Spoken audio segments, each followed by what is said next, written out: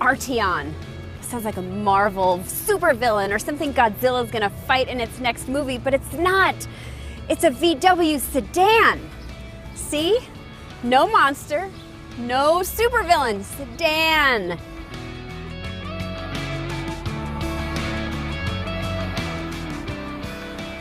Don't call the Arteon a replacement for the Passat-based CC. I'd say it's a more affordable alternative to the Audi A5 Sportback and A7. And there are some pretty compelling reasons why. For starters, look at it. Okay, so this color, yes, is a little polarizing, but you cannot deny the car is fetching. It's got these great character lines that start all the way here on the clamshell and run the entire length of the car.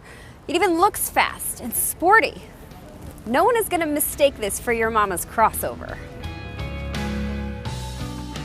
In addition to muscular shoulders and that attractively sleek roofline, the Arteon is gifted with a requisite amount of chrome trim, but not enough to make it garish, and that clamshell-style hood that wraps down to meet the front fenders.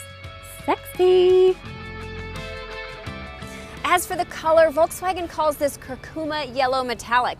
I don't know, me, I'd probably call it something more like uni yellow or antifreeze yellow or, hey, bug guts metallic. But I don't know. Go into the comments section and you tell me what you'd call it. It'll make for hours of YouTube entertainment.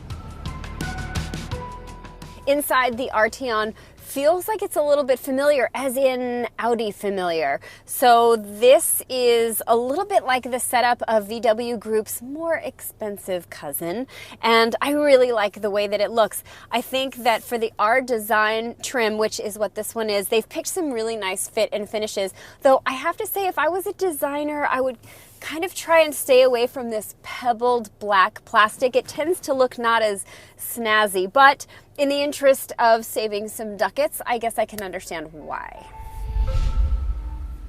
This 8-inch upgraded touchscreen is great. The graphics are really clear, and it's actually quite easy to negotiate. So the one other thing that we can thank Audi for is this awesome digital dash. Now, it is a premium. It is standard on the SEL trim and above, but you know what? For my money, totally worth it.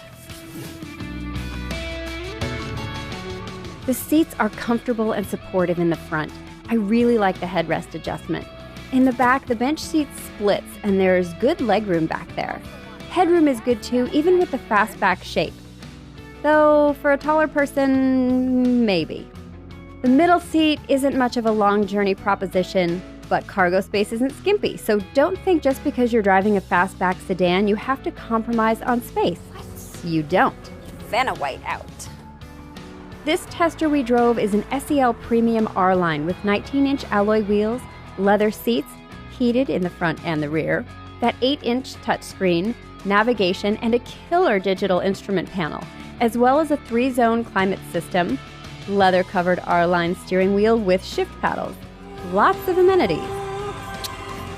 Continuing down the standard features road, Apple CarPlay and Android Auto, 18-inch wheels, adaptive suspension damping, heated power front seats, LED headlights, blind spot monitoring, which I really like how they do it on the Arteon, and a push-button start. Those are all included in the base SE trim. That is a lot of excellent standard features on a car.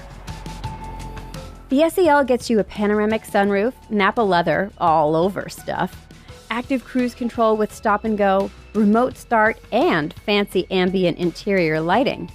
'Cause nothing says luxury car like interior ambient lighting. SEL premium models come equipped with 4-motion all-wheel drive, 19-inch wheels, heated steering wheel with paddle shifters, massaging driver's seat, heated rear seats, a 700-watt audio system, and overhead 360-degree camera. The R-Line is primarily an appearance package and includes special logos on the grille and front fenders, gloss black bumper trim, and a gloss black trunk spoiler. The R-Line package can be ordered with either 19 or 20-inch alloy wheels, the latter in black. There is but one engine that powers the Arteon, and no, it's not made of kryptonite or comes from the planet of Zoran. It is a 2-liter, 4-cylinder turbocharged engine that makes 268 horsepower and 258 pound-feet of torque. Now, those are not bad numbers for a sporty sedan, but I will say there is a little bit more turbo lag happening than I would like. Overall, the new Arteon drives and feels like a well-built car. The cabin is lovely and quiet, and freeway driving feels smooth. The 8-speed automatic transmission delivers power efficiently in both comfort and sport modes accordingly. And it doesn't have a fancy newfangled shift mechanism, just a normal shift lever. And I'm loving that. The Arteon's adaptive suspension is controlled and smooth, and you definitely feel a difference between comfort and sport modes. When you get into sport, the steering gets quicker and the suspension is a lot firmer, giving it that requisite sportiness. The Arteon isn't afraid to take turns at speed, inspiring confidence with its lack of body roll. Thank you, torque vectoring. Incidentally, the all-wheel drive system, which is standard on all but the base trim, is related to that of the legendary Golf R. And this is a car that likes to jam. It's quick, and it's energetic, and it's confident. And God, I even love how the steering wheel feels. There's that lag again, but once you get past that, it's great.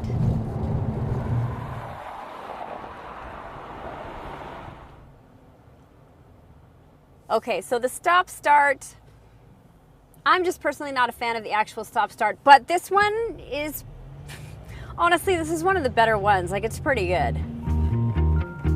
In front-wheel drive form, here are the EPA's fuel estimates. With all-wheel drive, the Arteon numbers suffer a bit. But ultimately, the Arteon's fuel economy is in line with that of the 4-cylinder Kia Stinger and Acura TLX. Incidentally, those are also two of its biggest competitors. Others in that group include the Volvo S60 and the Nissan Maxima. It's worth noting that the base price of the Arteon is the highest of that bunch. Okay, so where did the name come from? Well, VW says that the first part of it, Art, is because of art. Well, look at it. And the Eon comes from the Chinese car Fidion, which is an ultra-luxurious sedan that's only sold in China. So Arteon. I don't know, I kind of dig my Marvel Comics supervillain theory a little bit better. Sorry. Base price on the Arteon SE starts around $35,900. Add that 4Motion all-wheel drive system and you're looking at around $37,700. The SEL trim will set you back around $41,800, and the top of the line pushes closer to $42,000. Our tester, $47,705 with a $995 destination charge. That's not chump change, so it's a good thing you get a lot for your ducats. To anyone who says death to sedans, I entreat you, check out the VW Arteon. With its sexy looks, its solid driving dynamics, and plentiful tech and safety features, this is one reason why they may not be dead yet. Keep making comments about that color. Keep it nice. My mom reads those.